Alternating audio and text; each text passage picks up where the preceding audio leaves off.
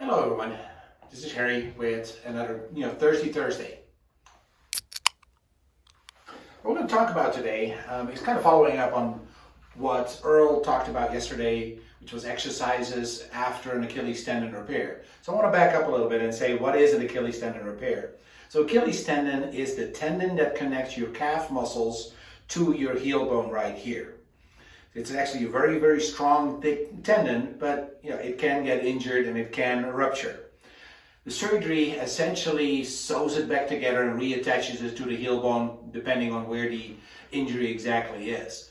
The immediate postoperative protocol really tells us that we have to protect that new surgery, make sure that you don't start tearing at the tendon or at the muscle, but at the same time start mobilizing early on. And it's kind of been a change from in the past. In the past, you probably were casted for 6 weeks, but now it's a lot of times a very much shorter time casted, or maybe in a brace instead of a cast, because they still want to protect the surgery, but at the same time also start mobilizing early and start weight bearing early. So, typically we'll go from non-weight bearing maybe the first couple of days or so to full weight bearing, depending on the surgeon, maybe within about 3 weeks.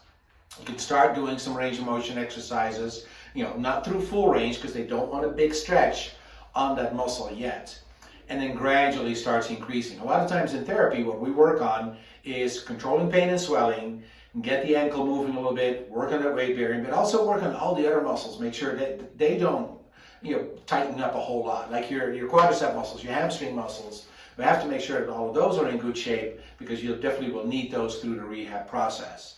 So we start with some of the early exercises that Earl talked about yesterday, and then you go gradually into more activities. It is kind of a long process. This is not a very simple or easy surgery, and definitely the rehab process takes several months. But the early phases, it's important to start moving under guidance and start weight bearing under guidance, so you will have successful rehab process.